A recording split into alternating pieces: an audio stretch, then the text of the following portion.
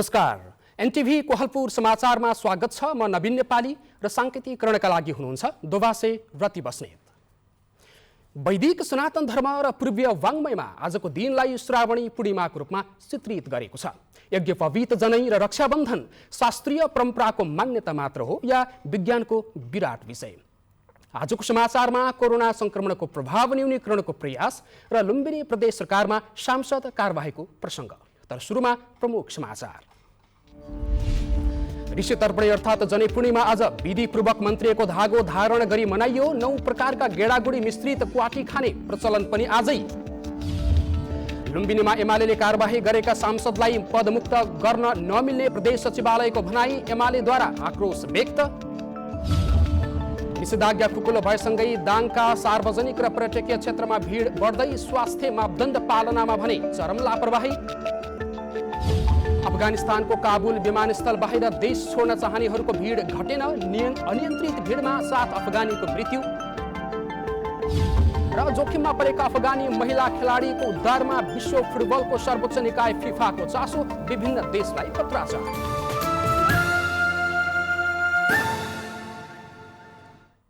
समाचार अब विस्तारमा। आज श्रावण शुक्ल पूर्णिमा अर्थात् जनै पूर्णिमा। यो पर्वलाई ऋषि तर्पणी पर्वका रूपमा पनि मनाउने गरिएको छ। जनै पूर्णिमाको दिन वैदिक सनातन धर्मावलम्बीहरूले नदी, ताल, तलाउ, पोखरीमा गई स्नान गरेर गुरु पुरोहितबाट जनै फेर्नुपर्ने परम्परा रहिआएको छ। प्रत्येक वर्ष श्रावण शुक्ल पूर्णिमाका दिन जनै पूर्णिमा अर्थात् ऋषि तर्पणी पर्व मनाउने गरिन्छ। आज देशभर नवयज्ञोपवीत धारण गर्दै जनै लगाइएको छ। यसका लागि श्रावण शुक्ल चतुर्दशीदेखि कपाल मुण्डन गरी 1 छाक मात्र खाएर चोखो नितो गरी बसिन्छ। यसरी व्रत बसेका तागाधारीले पूर्णिमाका दिन बिहानै पोखरी, ताल, तलाउ, नदी र कुण्डमा गई गाईको गोबर, खरानी, दत्युन र सप्तमृतिका लगाएर स्नान गर्दछन्। यसलाई श्रावणी स्नान पनि भनिन्छ। स्नानपछि जौ, तिल र कुशद्वारा ऋषिहरूलाई तर्पण गरी वैदिक रुद्राभिषेक पद्धतिबाट मन्त्रिएको नयाँ जनै यज्ञोपवीत फेरिने गरिन्छ। जनै किन लगाइन्छ त भन्दाखेरि म 3 प्रकारको ऋण लिएर आएको छु। 3 प्रकारको ऋणमा पर्छ मनुष्य ऋण, देव ऋण र पितृ ऋण। मैले नैतिकतावान हुनुपर्छ, राष्ट्रको सेवा गर्नुपर्छ, मैले समाजको सेवा गर्नुपर्छ, मैले आमाले मलाई जन्म दिएको जुन धर्म हो त्यो धर्मलाई मैले पालन गर्नुपर्छ भनेर त्यसैलाई जनाउ सङ्केतका रूपमा जीवनभरि आफूलाई सूचक दिने सूचकाङ्कका रूपमा हामीले जनैलाई आफ्नो शरीरमा धारण गर्दछौँ। आज अरुन्धती सहित कश्यप, अत्रि, भारद्वाज, विश्वामित्र, गौतम, जमदग्नि, वशिष्ठ र अगस्त्य गरी 8 ऋषिलाई पूजा एवं तर्पण गर्ने भएकाले आजको दिनलाई ऋषि तर्पणी पनि भन्ने गरिएको हो। वैदिक गुरु परम्परा अनुसार यज्ञोपवीत अर्थात् जनैलाई ब्रह्मसूत्र अथवा ज्ञानको धागो समेत भनिन्छ। नयाँ जनै फेर्न बिहानैदेखि काठमाडौँ उपत्यका लगायत देशभरका मठ मन्दिरमा भक्तजनको भिड लाग्ने गर्छ। तर यस वर्ष नयाँ भेरिएन्ट सहितको कोरोना जोखिम कायमै रहेकाले देशभरका मठ मन्दिरमा पूजाआजा बन्द गरिएको छ। श्रावणी कर्म गर्नको लागि बिहान अष्टविध स्नान गरिसकेपछि 7 प्रकारको चिजहरू अनि गङ्गा जलले स्नान गरिसकेपछि बिहानैबाट हामीले यसका सम्पूर्ण प्रकारले ऋषिहरूको तर्पण गर्ने, रुद्राभिषेक गर्ने, हवन गर्ने, तर्पण गर्ने, मार्जन गर्ने, धूप दीप आरती नैवेद्यहरू गरेर यी सम्पूर्ण प्रकारले यज्ञोपवीतमा जतिवटा 6वटा सिरा छ त्यो प्रत्येकमा रहेका ब्रह्मगाँठहरूलाई पूजा गरिन्छ। सरकारले पनि भौतिक दूरी कायम गरी सांस्कृतिक पर्व मनाउन आह्वान गरेको छ। तर पशुपतिनाथ मूल मन्दिर लगायत देशभरका महत्त्वपूर्ण मन्दिर भक्तजनका लागि बन्द गरिएको छ। मन्दिरमा नित्य पूजा बाहेकका कर्म निषेध गरिएको छ। क्यामेरामा विपिन श्रीवास्तवका साथमा दुर्गा भट्ट, एनटिभी कोहलपुर। आधुनिकता र पश्चिमा शैलीको अनुसरण अघि बढेको नेपाली समाजमा वैदिक जनै र शास्त्रीय धागो बेचेर पनि लाखौं कमाउन सकिन्छ भन्ने उदाहरण बन्नु भएको छ बुटौलका बुद्धिप्रसाद शर्मा। वैदिक जनै, रक्षाबन्धन, लाखबत्ती लगायतका सामग्री उत्पादन गरेर देशभित्र र विदेश पठाउने उहाँले वार्षिक 20 देखि 30 लाखसम्म आम्दानी गर्दै आउनु भएको छ। आधुनिकता र पश्चिमा शैलीको अनुसरण गर्दै अगाडि बढिरहेको हाम्रो समाजमा वैदिक जनै र शास्त्रीय धागो बेचेर पनि लाखौं कमाउन सकिन्छ भन्ने उदाहरण बनेका छन् बुटवलका बुद्धिप्रसाद शर्मा।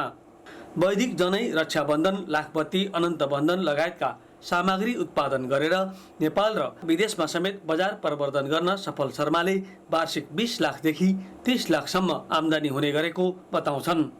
विक्रम सम्वत 2057 सालदेखि वैदिक जनै र शास्त्रीय धागो उत्पादन गर्न थालेका बुद्धिप्रसाद शर्माले वार्षिक करिब 1 करोडको जनै धागोको कारोबार हुने नेपालमा 80% बजार भाग आफूले स्थापना गरेको राधा जनै धागो उद्योगले ओगट्न सफल भएको बताउनुहुन्छ।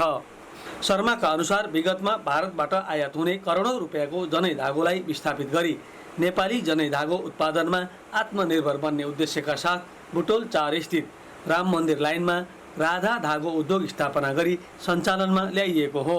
अहिले के भन्छ भन्दा भारतबाट जनै ल्याउने अनि त्यो शिखा नभएको गाँठा मात्रै परेको जनै ल्याउने अनि चाहिने हामीले जस्तै यो प्याकेट गरेका छौँ अनि चाहिँ यस्तै प्याकेट बनाउने हामीले पर्चा लगाएका छौँ अनि पर्चामा हाम्रो चाहिँ त ट्रेडमार्क छ हाम्रो वैदिक जनै अनि शास्त्रीय जनै राधा पवित्र जनै भनेर नेपाल सरकारलाई कर बुझाएर उद्योग विभागको ट्रेडमार्क शाखाबाट ट्रेडमार्क लिएर मात्रै हामीले चलाएका छौँ।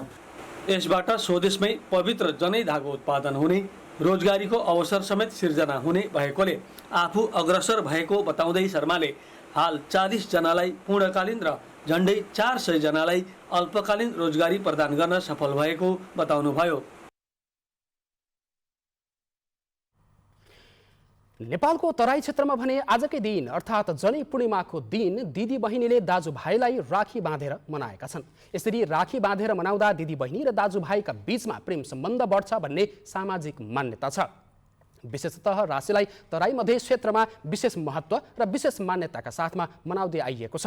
दाजुभाइ तथा दिदी बहिनीहरू बीचको अटुट सम्बन्ध दर्शाउने राखी पर्व तराईका जिल्लाहरूमा पनि भव्यतापूर्वक मनाइएको हो। दाजुभाइहरूको सुख समृद्धि दीर्घायु तथा सफलताको कामना गर्दै राखी बाँधिदिने र दाजुभाइले दिदी बहिनीहरूलाई ढोकगरी गक्ष्य अनुसार दक्षिणा र उपहार दिने प्रचलन रहेको छ। आज जनै पूर्णिमाको दिनलाई क्वाटी खाने दिनको रूपमा पनि मनाइएको छ। आज 9 प्रकारका गेडागुडीहरू चना, मस्याङ, मुगी, बोडी, मास, भटमास, ठुलो सिमी, ठुलो केराउ र सानो केराउको मिश्रण गरी पकाएर खाइने क्वाटी एक प्रकारको पौष्टिक परिकार हो। वर्षाको मौसममा खेतपाती गर्नेलाई बढी पौष्टिक आहार चाहिने भएकाले क्वाटीको विशेष महत्त्व रहेको छ। गेडागुडीको सम्मिश्रणलाई भिजाएर त्यसबाट टुसा अङ्कुराउन थालेपछि पकाउन योग्य मानिन्छ। क्वाटीबाट पूर्ण प्रोटिन पाइने पोषणविदहरूले बताएका छन्। क्यालोरीको मात्रा पनि बढी हुने भएकाले रोग प्रतिरोधात्मक क्षमता बढाउने र त्यसले मधुमेह, पायल्स, कब्जियत, रुगाखोकी, सुत्केरी महिला तथा ज्येष्ठ नागरिकका लागि समेत क्वाटीले फाइदा गर्ने जानकारहरूले बताएका छन्। जनै पूर्णिमाको दिन वैदिक सनातन धर्मावलम्बीहरूले परम्परागत रूपमा आजको दिन मनाएका छन्। आजको दिनको महत्त्वका बारेमा आज हामीले रूपन्देहीको व्यास आचार्य किशोर कुमार गौतमसँग कुराकानी गरेका छौँ। हेरौँ आजको आवाजमा।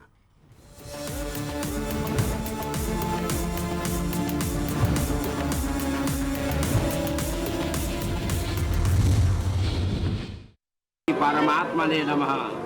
हाम्रो वैदिक सनातन धर्म र पूर्वीय वाङ्मयमा आजको दिनलाई श्रावणी पूर्णिमा भनिएको छ।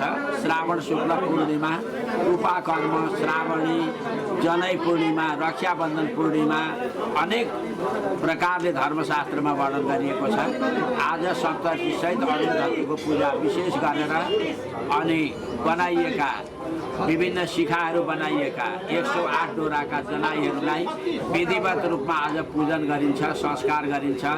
रक्षाबन्धनलाई पनि संस्कार गरेर शास्त्रीय विधि अनुसार, धर्मशास्त्र अनुसार आज जनै यज्ञोपवीत धारण गर्ने र रक्षाबन्धन हातमा धागो बाँध्ने दिन हो। रक्षाबन्धनको साह्रै ठुलो महत्त्व छ र यज्ञोपवीतको त्यस्तै ठुलो महत्त्व छ। यो ब्रह्मसूत्र हो।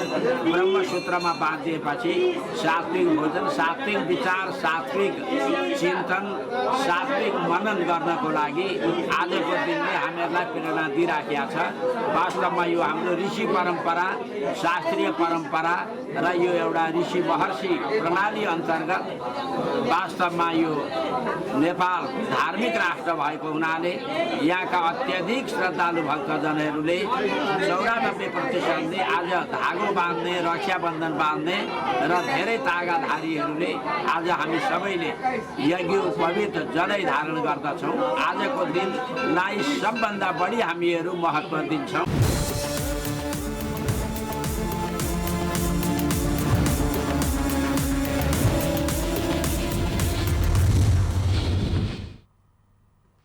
समाचारको क्रम जारी नै छ, एकैछिनको विश्राम।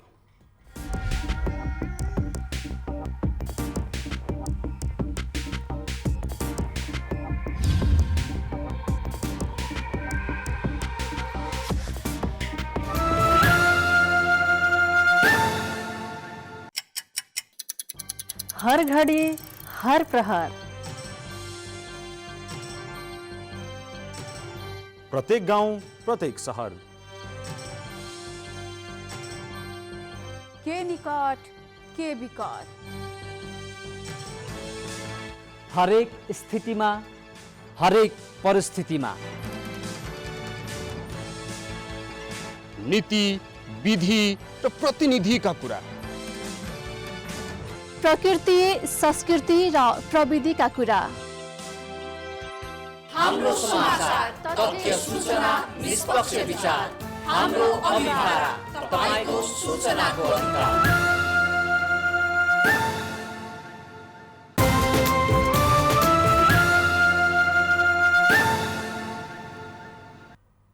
विश्रामपछि समाचारमा पुनः स्वागत छ। अब बाँकी समाचार।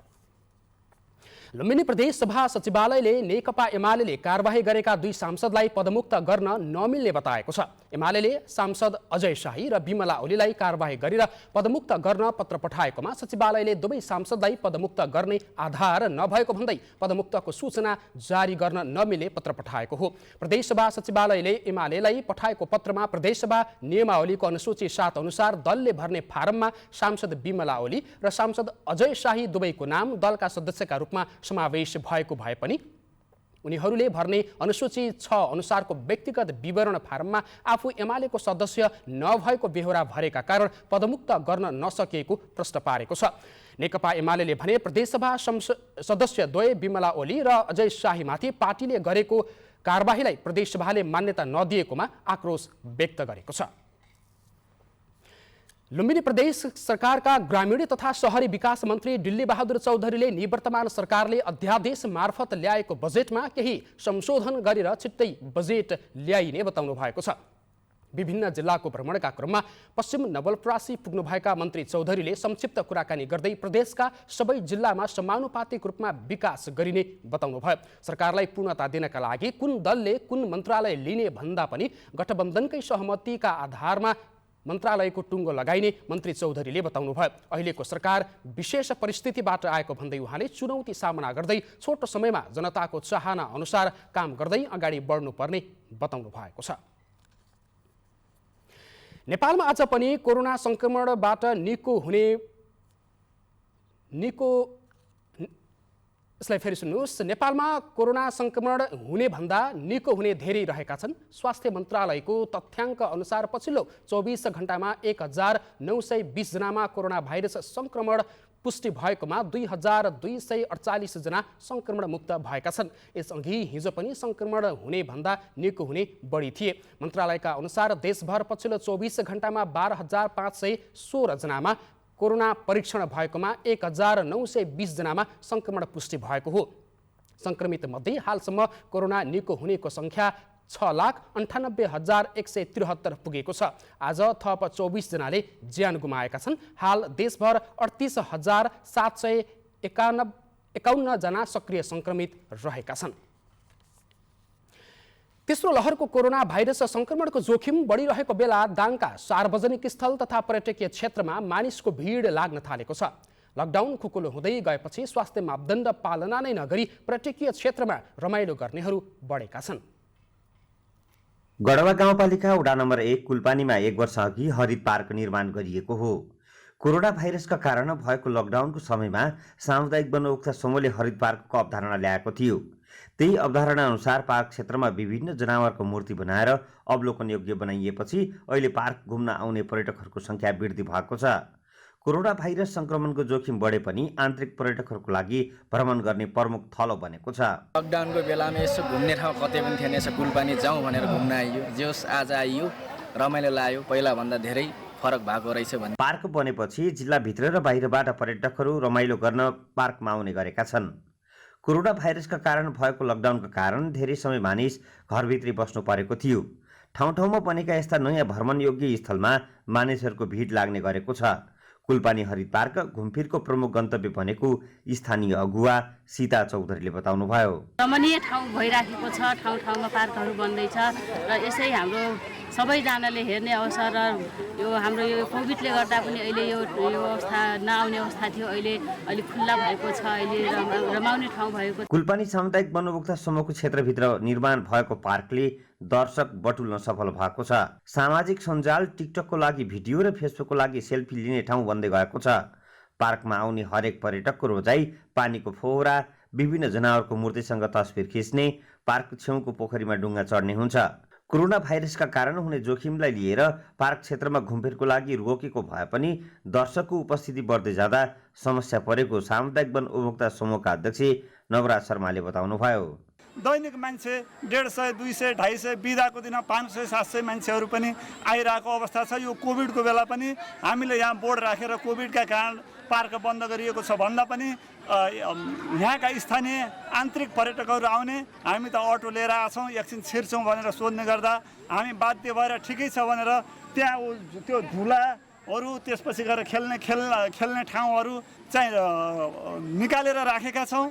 तर मान्छे आउने क्रम एकदम राम्रो, दिनको न्यूनतम 200 देखि अधिकतम 700-800 सम्म आइरहेको अवस्था छ बिदाको दिनमा। पार्क क्षेत्रमा घुम्न आउने पर्यटकको संख्या दिन प्रतिदिन वृद्धि हुँदै गएको छ।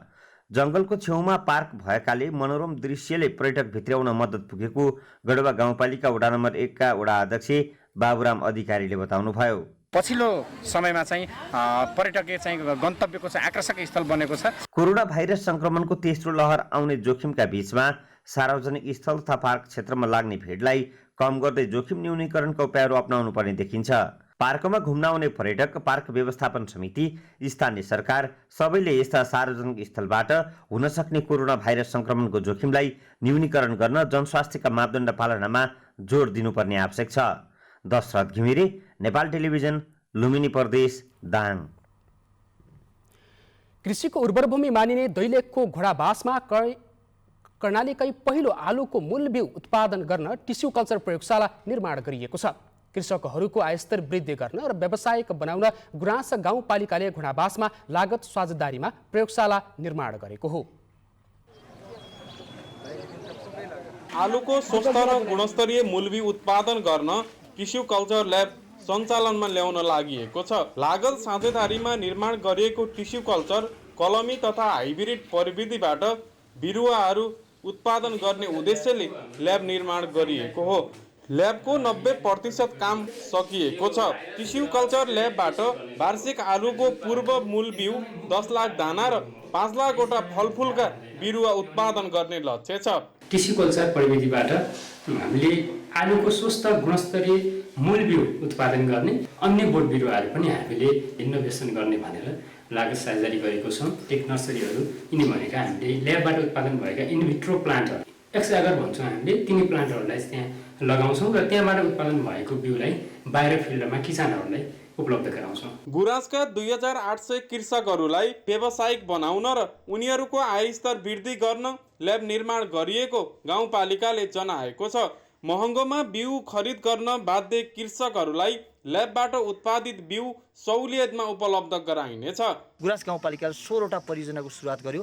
त्यसमध्येको सबैभन्दा ठुलो परियोजना भनेको यो गुराँस गाउँपालिका वडा नम्बर 4 को घोडाबासमा हामीले आलु टिस्यु कल्चरबाट मूल बिउको उत्पादन गर्ने, आलुको बिक्री वितरण गरेर हाम्रो किसानको आर्थिक उपार्जन गर्ने भन्ने लक्ष्यको साथ हामीले यो कार्यक्रम राखेका हौँ। ल्याबबाट आलुको पूर्व बिउ उत्पादन असोजबाट सुरु गर्ने तयारी छ। तर हाइटेक नर्सरीबाट उत्पादन गरिएका फलफुलका बिरुवाहरू हाल 48 जिल्लामा पठाउने गरिएको छ। पहाडी हावापानीमा फल्ने फलफुलका बिरुवा उत्पादन गर्ने ल्याबको लागत निर्माण 4 करोड रहेको छ। यो मध्ये गुराँस गाउँपालिकाको 1 करोड 95 लाख र कृषि विकास फर्मको 2 करोड 5 लाख हो। सुशील खड्का, नेपाल टेलिभिजन, कर्णाली प्रदेश, सुर्खेत। समाचारको क्रम जारी नै छ, एकैछिनको विश्राम।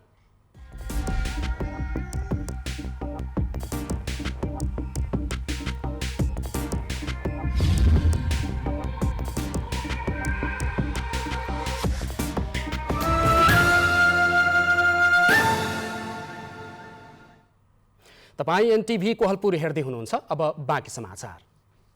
रूपन्देही स्थित सशस्त्र प्रहरी डण्डाले राजस्व छलीका नक्कली स्टिकर बरामद गरेको छ। सशस्त्र प्रहरी डण्डा BOPबाट खटिएको सशस्त्र प्रहरी निरीक्षक सहितको टोलीले सिद्धार्थनगर 3 दरखसुवामा लुकाइराखेको अवस्थामा आन्तरिक राजस्व विभाग लेखिएको नक्कली स्टिकर बरामद गरेको हो। अवैध स्टिकर सहित सिद्धार्थनगर 3 दरखसुवा बस्ने 23 वर्षीय शहीद अन्सारी र 24 वर्षीय अमानत अन्सारीलाई पनि पक्राउ गरिएको छ। विशेष सूचनाको आधारमा खटिएको सशस्त्र प्रहरीले अन्सारीको घरमा खानतलासी गर्दा 80 रोल स्टिकर प्रति रोल 3000 थानका दरले बरामद गरेको हो। नक्कली कर छलीको स्टिकरमा संलग्न व्यक्तिहरूले प्रयोग गरेको लु 2Ch250 नम्बरको गाडी र स्टिकर राजस्व अनुसन्धान कार्यालयमा पठाइएको छ। अब अन्तर्राष्ट्रिय समाचार।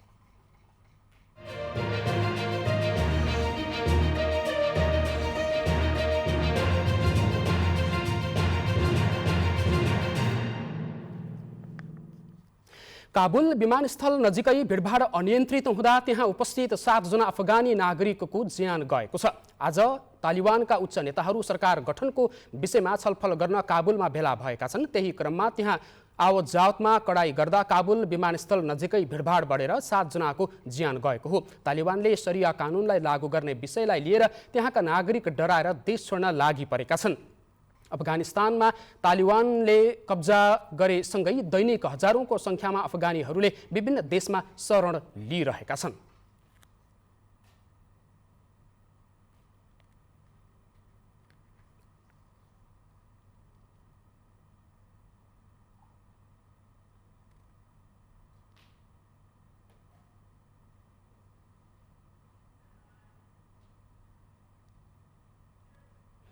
अब आर्थिक समाचार।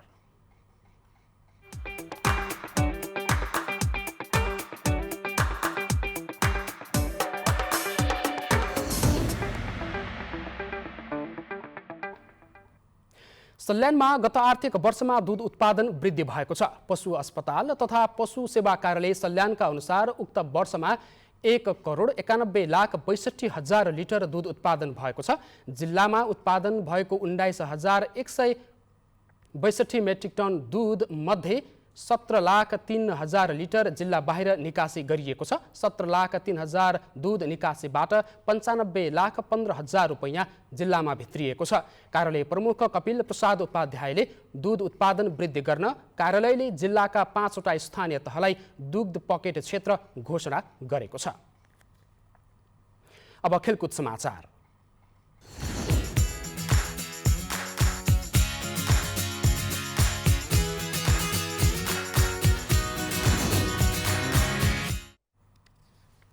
विश्व फुटबलको सर्वोच्च निकाय फिफाले अफगानिस्तानको महिला खेलाडीको आपतकालीन उद्धारको लागि पहल थालेको छ। फिफाले अफगानिस्तानका महिला फुटबलरलाई उद्धार गर्न विभिन्न राष्ट्रलाई पत्राचार गरेको छ। विद्रोही समूह तालिबानले सत्ता कब्जा गरेपछि अफगानिस्तानमा महिला खेलाडीहरूको ज्यान जोखिममा रहेको बताइएको छ। यस्तै खेलाडीहरूले समेत सहयोगको लागि आग्रह गरेका छन्। अफगानिस्तानका पूर्व कप्तान खालिदा पोपालले महिला खेलाडीहरू निकै डरमा रहेको जानकारी दिनुभएको छ। अब मौसम।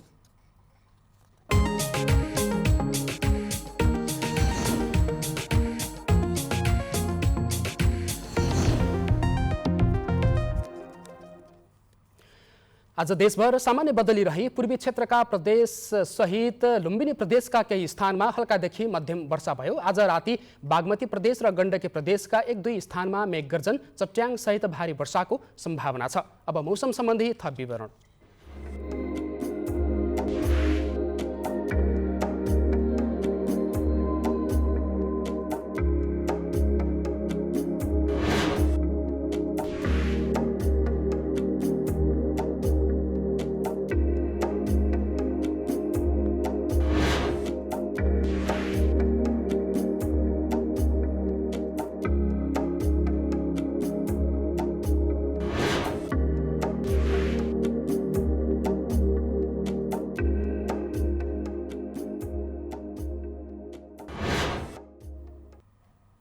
समाचारको अन्त्यमा प्रमुख समाचार पुनः एकपटक।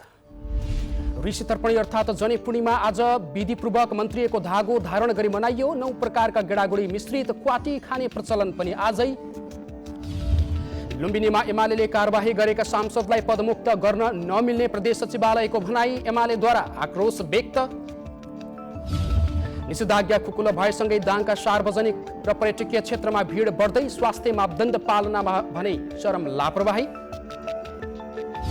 अफगानिस्तानको काबुल विमानस्थल बाहिर देश छोड्न चाहनेहरूको भिड घटेन। अनियन्त्रित भिडमा 7 अफगानीको मृत्यु।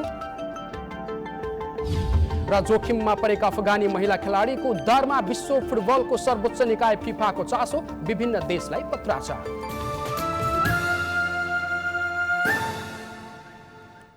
हवस् त अहिलेलाई समाचारको सिलसिला यति नै। बिदा दिनुहोस्। नमस्कार।